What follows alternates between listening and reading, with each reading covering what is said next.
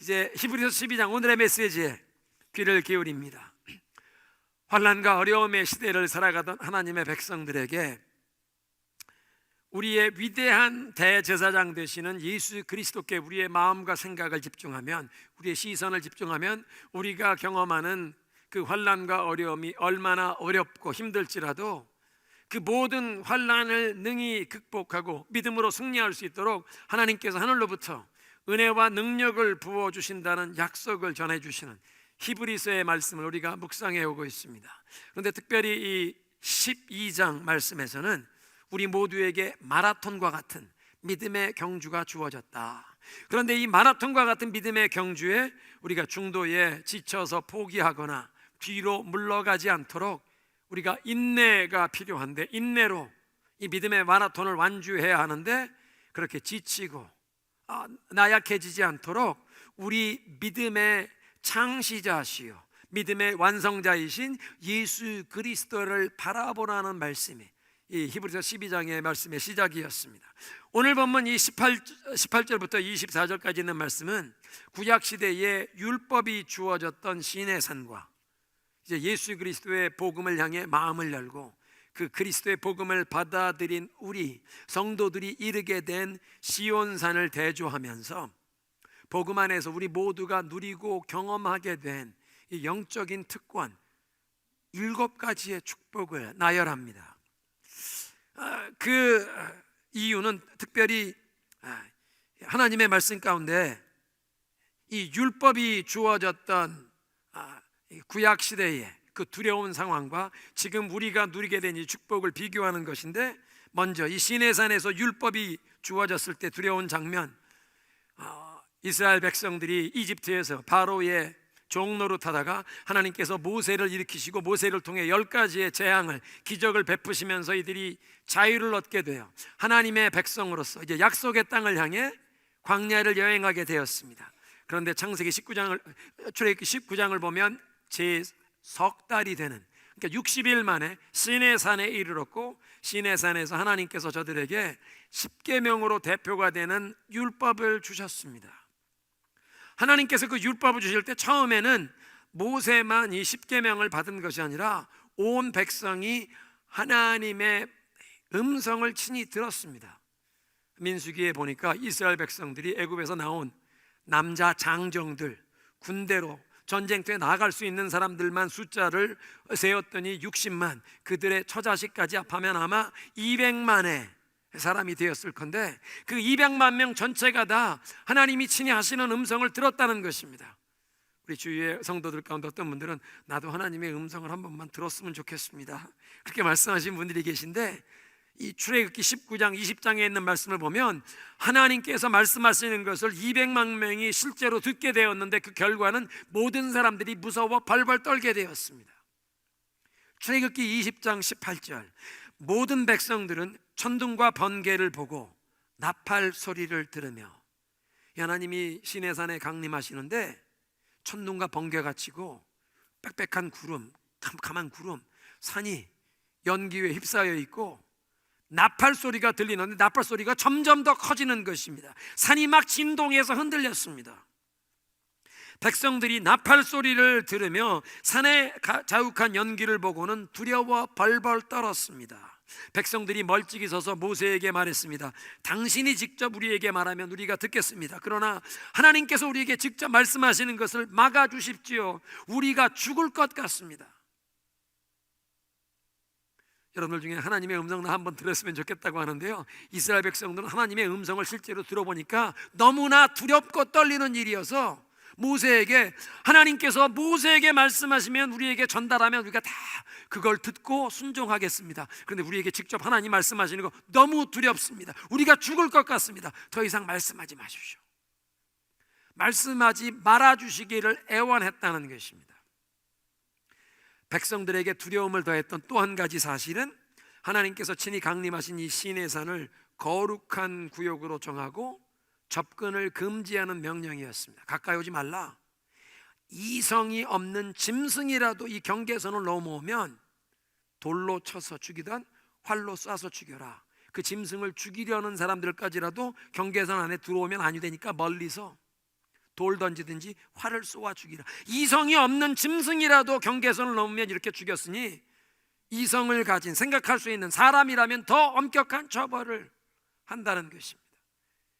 그런 엄한 명령 앞에 백성들은 두려워 떨었다. 그래서 오늘 본문 21절을 보면 모세까지도, 모세는 하나님이 뽑아서 백성을 위한 지도자로 세우셨고 하나님께 가까이 나아올 수 있도록 허락하신 어떻게 보면 유일한 사람이었는데 모세까지도 내가 너무 두렵고 떨린다라고 고백했다는 것입니다.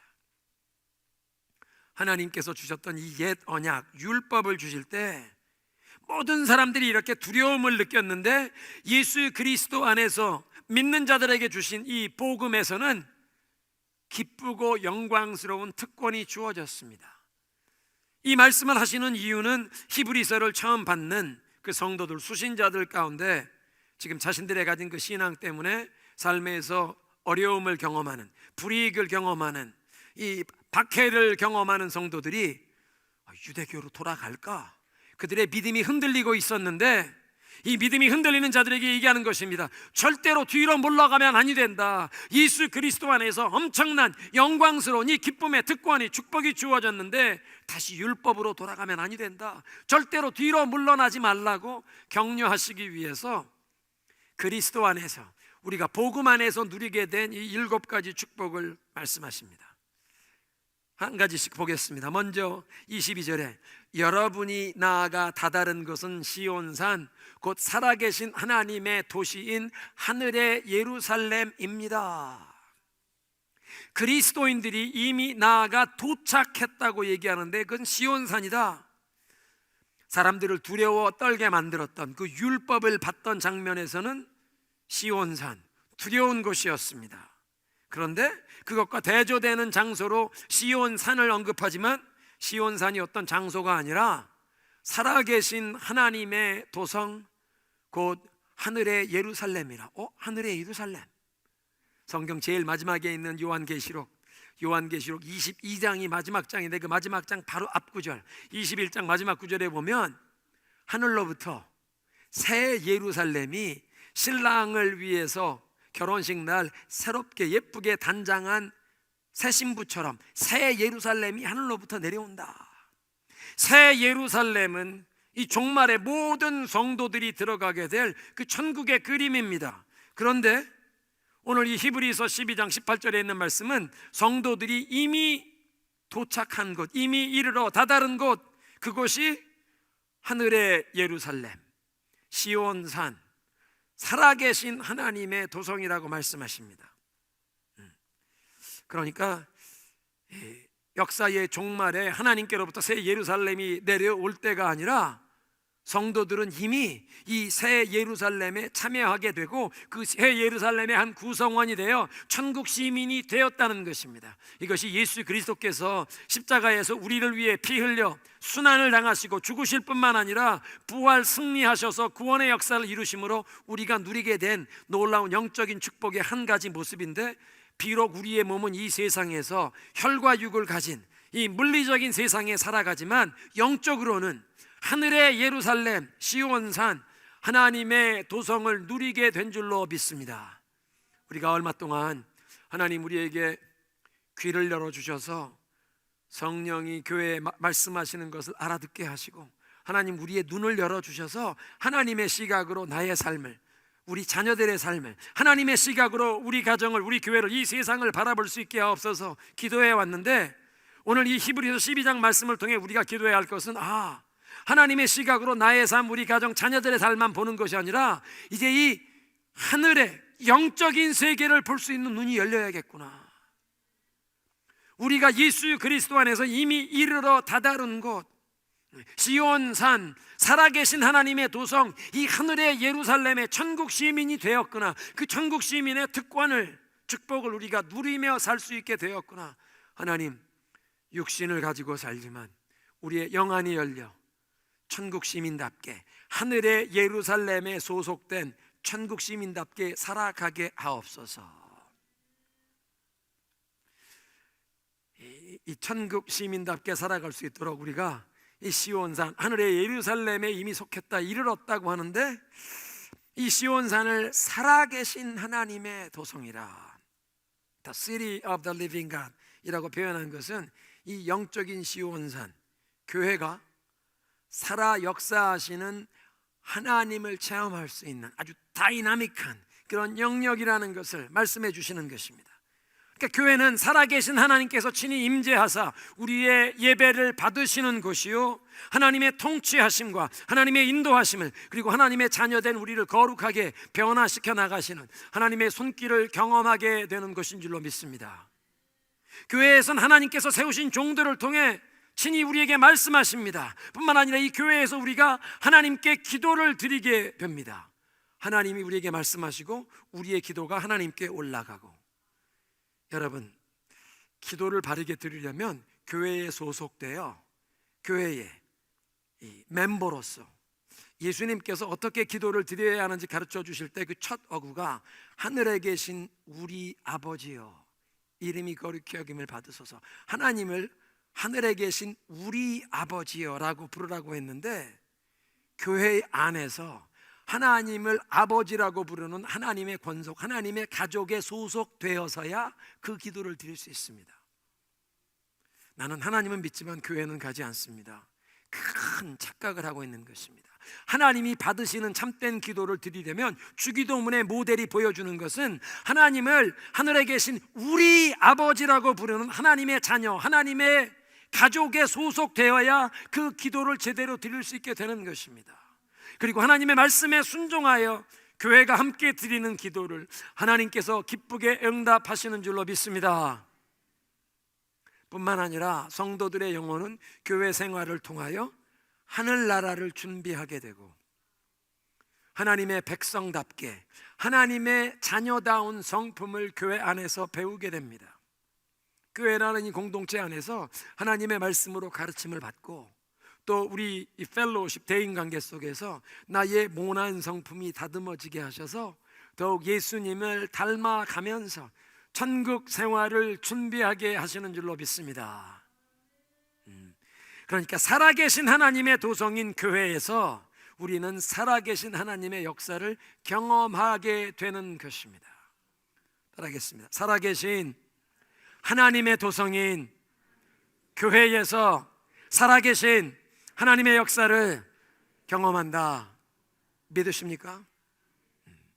여러분이 이른 곳은 시온산, 살아계신 하나님의 도성, 하늘의 예루살렘입니다. 두 번째 축복, 또한 여러분은 잔치에 운집한 수많은 천사들의 그 무리에 이르렀습니다. 이 히브리서로 시작하는 1장 14절의 모든 천사들은 섬기는 영으로서 구원을 상속받을 백성들을 섬기도록 하나님이 보내시는 영이라. 그러니까 천사는 하나님의 보내심을 따라서 성도를 돕도록 보내심을 받고 우리를 인도하고 우리를 보호하는 그런 역할을 감당합니다.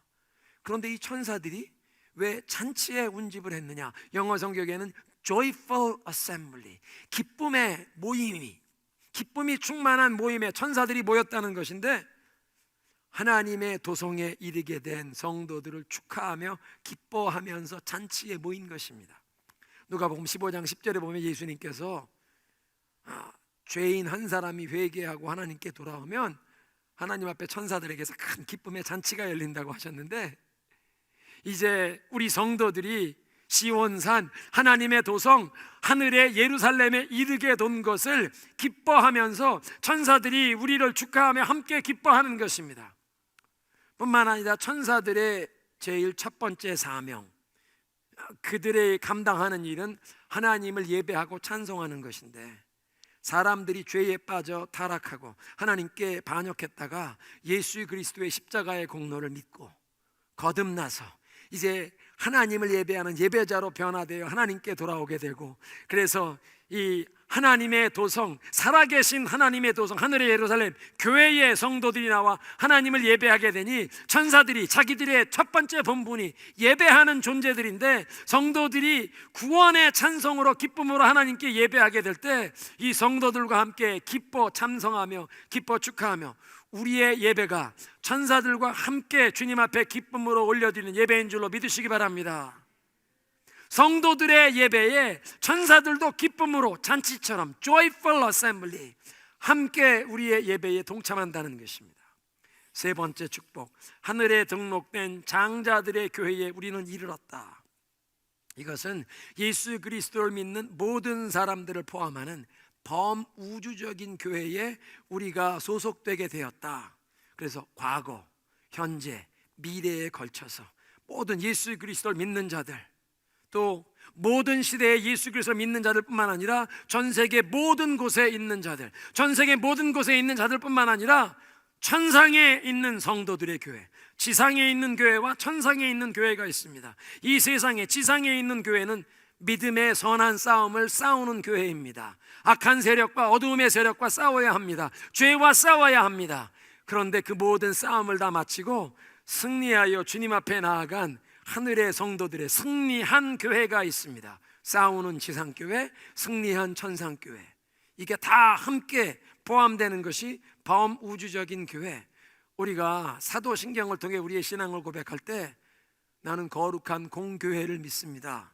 그 거룩한 공교회가 바로 이 범우주적인 교회입니다. 과거, 현재, 미래를 걸쳐 예수 그리스도를 믿는 모든 시대의 하나님의 백성들, 한국 사람만 아니라 전 세계 모든 곳에, 전 세계 모든 곳뿐만 아니라 천상에 있는 성도들과 이 땅에 있는 모든 교회를 함께 품는 범우주적인 교회. 그런데 왜 장자들의 교회라고 하십니까? 예수를 믿어 성령으로 거듭나서 하나님의 자녀가 되면 하나님의 자녀로 누리는 축복, 하나님이 주시는 유업을 받는 상속자들이 되는데, 예수 그리스도께서 하나님의 독생자, 하나님의 오리지널 장자이신데 그 예수 그리스도와 영적으로 우리가 연합하면 예수님과 함께 후사가 된다. 공동 상속자가 된다. 예수 그리스도께서 하나님 아버지의 뜻에 온전히 순종하신 다음에 하늘과 땅의 모든 권세를 다 받으시고 모든 영광을 다 받게 되셨는데, 예수님께서 혼자 누리시는 것이 아니라 그것을 그리스도를 믿고 의지하는 우리와 함께 나누는, 그래서 우리를 같은 후사로 공동 상속자로 세우신다. 그러니까 예수 그리스도, 그 오리지널 장자이신 예수 그리스도와 연합된 자들은 공동 상속자가 되는 신분 가운데 우리에게 장자권이 주어집니다. 그리고 우리에게 주어진 이 장자권은, 장자의 축복은 망령된 에서가 팥죽 한 그릇에 팔아버렸듯 눈앞에 보이는 세상의 것들을 위해 살기 위해서 이 장자권을 결코 양보하면 아니 되는 줄로 믿습니다. 한번 따라합니다. 그리스도 안에서 장자의 축복을 누리게 되었다. 그런데 이렇게 장자의 축복을 누리게 된 우리 모든 성도들의 이름이 하늘나라에 등록되어 있다, 기록되어 있다. 요한계시록 21장 27절에 보니까 어린 양의 생명책에 기록된 자들만 새 예루살렘에 들어간다. 사랑하는 성도 여러분, 예수 그리스도를 믿고 의지하는 우리의 삶을 주님께 온전히 맡기는 그때 우리의 이름이 하늘 생명책에, 예수 그리스도의 그 어린 양의 생명책에 기록이 되어 우리도 이 장자의 교회, 장자의 교회 총회에 포함된 줄로 믿습니다. 그리스도 안에서 장자의 축복을 누리게 된 줄로 믿습니다. 네 번째 축복, 만물의 심판주이신 하나님 앞에 온 것이라. 이 율법보다 더 기쁘고 영광스러운 축복과 특권을 우리가 복음 안에서 누리게 되었다면, 그 더 큰 영광, 더 큰 축복을 누리는 곳은 더 큰 책임도 따른다는 것을 깨우치시기 위해서 하나님께서 모든 만민의 심판주가 되심을 말씀하십니다. 그런데 히브리서 4장 13절에 보니까 어떤 피조물도 하나님 앞에서 숨길 수 없고 그 하나님 앞에 우리 모든 것을 진술해야 한다. 그러니까 모든 사람들이 하나님 앞에 아무것도 숨길 수 없이 이실직고하면서 우리들의 인생에 대해 최종 결산 보고를 하며 하나님 앞에 모든 사람이 심판을 받게 되는데, 예수 그리스도를 믿고 의지하는 우리에게는 사면, 특별 사면이 주어진 것입니다. 우리는 심판받고 형벌을 정죄당하는 것이 아니라 예수 그리스도 안에서 우리의 모든 죄와 허물은 가리워지고 하나님 앞에 의롭다 인정함을 얻게 된 줄로 믿습니다. 그래서 복음을 믿은 자에게 성령이 임하셔서 우리의 심령에 죄사함의 확신을 주시고 죄와 우리의 허물로 말미암아 부끄러움을 가졌던 우리의 양심에 이제 예수 그리스도의 그 은혜가 죄사함의 은총이 선포된 것을 깨우쳐 주셔서 이 부끄러운 양심이 자유함을 얻고 담대함으로 주님 앞에 나아가게 하시는 것입니다. 그래서 우리의 양심에 담대함을 얻고 우리의 영혼 가운데 이 죄사함의 확신을 성령이 주실 때 우리는 만민의 심판주이신 하나님 앞에 설 때에 우리의 모든 허물은 가리움을 받고 하나님께서 우리를 의인으로 인정해 주실 것을 이 땅에 사는 동안도 확신하며 살 수 있는 줄로 믿습니다. 성령이 마음에 확신을 주십니다. 그런데 하나님은 이렇게 만민의 심판주가 되셔서 사람들에게 심판과 형벌을 내리시는 일뿐만 아니라 주님 앞에 충성한 자들에게 칭찬과 상급을 주시는 분이십니다. 잘하였도다 착하고 충성된 종아, 아버지의 기쁨의 잔치에 들어갈지어다. 주님 앞에 믿음으로 충성한 사람들에게 잘하였도다 착하고 충성된 종아 칭찬하시고 상급을 주시는 분이시라. 그래서 룻기를 보면 보아스가 룻에게 축복을 선포합니다. 룻이라는 이 모압 여인, 이방 민족, 다른 나라 외국인입니다. 나오미가 베들레헴 사람 나오미가 흉년이 들었다고 모압으로 흉년을 피하기 위해서 난민으로 갔는데 거기에 가 있는 동안 남편 엘리멜렉과 두 아들이 죽었습니다. 두 아들이 죽었는데 자손들이 없습니다. 손자들을 낳지 못했습니다. 며느리들에게 얘기합니다. 너희들 친정으로 돌아가서 새롭게 출가해서 새로운 가정을 이루어 행복하게 살아라. 룻이 얘기하죠. 자기 동서는 친정으로 돌아가는데도 난 어머니 따라가겠습니다. 나를 뭐하러 따라오냐? 너에게 줄 거 아무것도 없다. 돌아가라. 어머니 나를 돌아가라고 하지 마십시오. 내가 어머니를 절대 버리지 않겠습니다. 어머니가 어디를 가든 내가 함께 따라가고 어머니의 백성이 나의 백성이 되며 어머니가 섬기는 하나님이 내가 섬기는 나의 하나님이 되리이다. 놀라운 신앙 고백이죠. 그 룻을 향해서 보아스가 이런 얘기를 합니다. 보아스가 대답합니다. 남편이 죽은 후 당신이 시어머니에게 한 일을 내가 모두 들었어. 당신의 부모와 고향을 떠나 알지도 못하는 민족과 함께 살려고 온 이 일을 말이요, 여호와께서 당신의 행실에 대해 갚아 주실 것이요, 당신이 이스라엘의 하나님 여호와의 날개 아래로 보호받으러 왔으니 그분께서 당신에게 넉넉히 갚아 주실 것이요. 여러분 한번 따라 하십시다. 하나님은 갚아주신다. 믿음의 충성과 사랑의 수고를 하나님은 갚아주시고 보상해 주시는 분이신 줄로 믿습니다. 그래서 우리도 살아가는 동안 주님 앞에 믿음으로 충성하고 사랑으로 섬겨서 주님 앞에 설 때에 칭찬과 상급을 얻는 성도들 되시기를 그리스도의 이름으로 축원합니다. 다섯 번째 축복은 완전하게 된 의인들의 영들에게 이르렀다. 하늘의 교회는 완전하게 된 의인들로 구성이 되어 있습니다. 사람의 영혼이 어떻게 완전하게 됩니까? 히브리서 10장 14절에 있는 말씀 보니까 예수 그리스도께서 아무런 허물이 없는, 죄 없는, 흠 없는 자신을 이 죄를 위한 대속의 제물로 한 번 바치심으로 말미암아 예수 그리스도의 그 한 번의 제사로 영원히 온전케 하셨다. 예수 그리스도를 믿는 자들의 영혼을 영원히 온전케 하셨다. 그러니까 하늘나라에 간 이 의인들은 예수 그리스도의 이 제사의 공로로 영원히 온전케 되었습니다.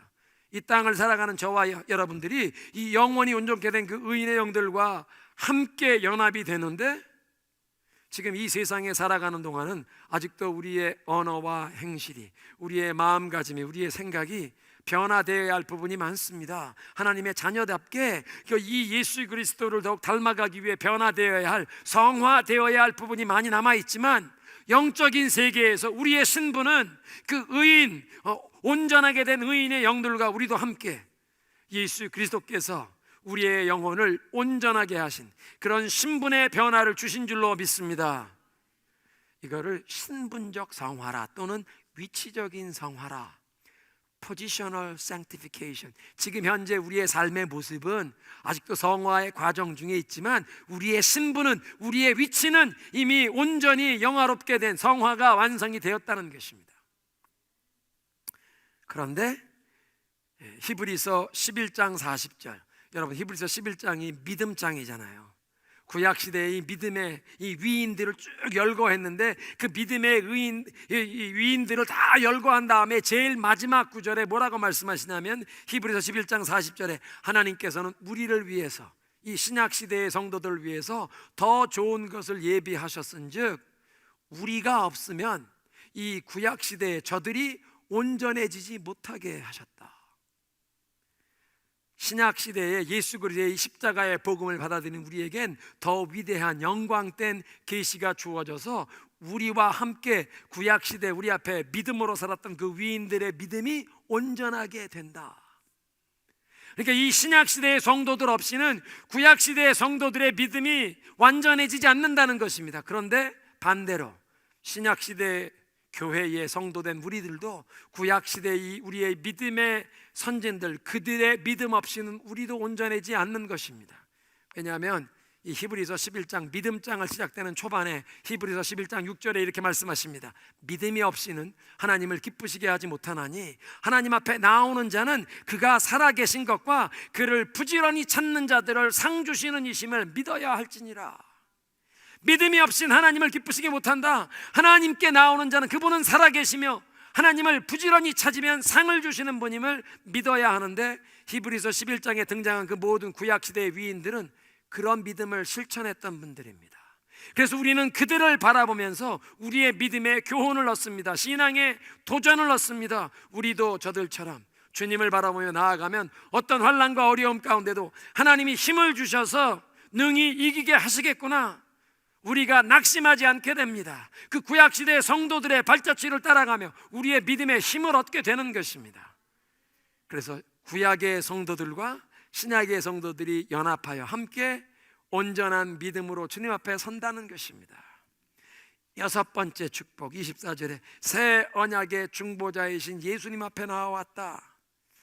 지금까지 히브리서에 있는 말씀을 통해 깨닫게 되는 분명한 사실은 구약시대의 이 옛 언약은 그 유효기간이 만료되어서 무효화되었고 이제는 새 언약이 그 효력을 발하게 되었는데, 히브리서 7장 22절에 보니까 예수 그리스도께서 더 좋은 언약을 보증하는 분이 되셨다. 이 예수 그리스도께서 이 더 좋은 언약의 중재자, 더 좋은 언약의 중보자가 되셨다. 8장 13절에 새 언약이라고 말씀하시는 것은 하나님께서 첫 언약을 낡은 것으로 만드신 것입니다. 영어 성경에는 God made old covenant obsolete, 그게 그냥 무용지물 되게 하셨다, 그런 뜻입니다. 그렇게 낡아진 것은, 낡고 오래된 것은 사라지게 하신다. 그래서 구약시대에는 하나님께서 가축을 잡아 피를 흘려 죄사함을 구하는 제사, 예배를 요구하셨는데, 예수 그리스도께서 십자가에 못 박혀 피 흘리심으로 하나님께서 모든 이제 짐승을 잡아 피 흘리는 제사 제도는 끝이 났다. 예수님께서 십자가에 피 흘리신 그 제사로 구약시대의 그 모든 짐승의 피를 흘리는 제사의 예고편, 그 짐승을 잡아 하나님 앞에 제물로 드리던 제사들이 상징하던, 예표하던 그 모든 제사가 예수님의 십자가의 희생을 통하여 완성이 되었기에 더 이상 짐승을 잡아 피 흘리는 제사는 없어진다. 그래서 주후 70년에 로마 군대의 손을 통해서 예루살렘 성전을 완전히 파괴하시면서까지 더 이상 짐승을 잡아 나한테 제사하는 거 끝내라, 하나님이 그 제사는 없애신 것입니다. 디모데전서 2장 그래서 우리에게 말씀하십니다. 하나님은 오직 한 분이시요 하나님과 사람 사이에 중보자도 오직 한 분이신데 사람이 되신 예수 그리스도라.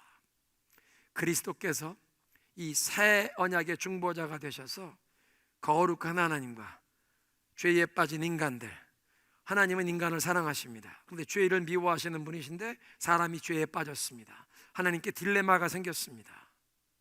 하나님이 어떻게 죄에 물든 인간을 사랑하시겠습니까? 예수 그리스도께서 자기는 아무런 허물과 죄가 없는데 자신을 죄를 위한 희생제물로 내어주심으로 이 인간들의 죄를 다 덮으시고, 그래서 거룩한 하나님, 죄에 빠진 인간을 화목케 하신 줄로 믿습니다. 새 언약의 중보자, 그래 그리스도께서 우리의 중보자가 되셔서 우리들의 기도를 받아 하나님 앞에 올리시고, 그래서 우리가 예수 그리스도의 이름 공로 의지하여 기도하는 것입니다. 그리고 하나님의 그 기도의 응답과 축복을 받아 우리에게 베풀어 나누어 주십니다. 새 언약의 중보자 되신 예수 그리스도께 나왔다. 7번째 축복, 아벨의 피보다 더 좋은 소식을 말하는 예수 그리스도의 뿌린 피이니라. 창세기 4장 10절에 보니까 아벨의 피가 자기의 이 억울한 죽음을 신원해 달라고, 자기를 죽인 이 살인자에게 복수해 달라고 땅에서 울부짖는다는 것입니다. 하나님께 호소한다는 것입니다.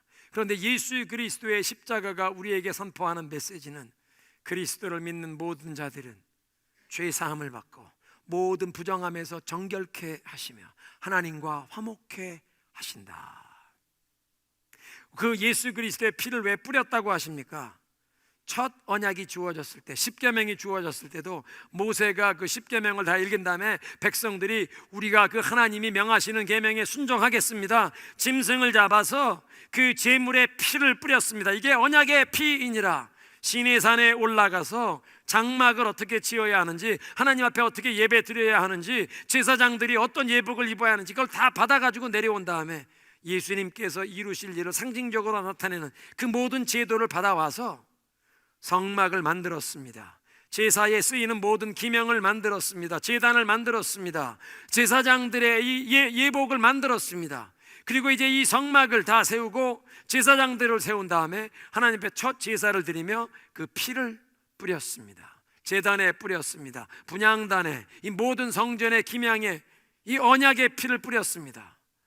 그런데 예수 그리스도의 십자가에 흘리신 피를 우리의 양심에 뿌리셔서 우리를 향한 하나님의 그 죄의 진로를 덮으시고 가리워주시고 우리의 양심을 깨끗게 하시는 줄로 믿습니다.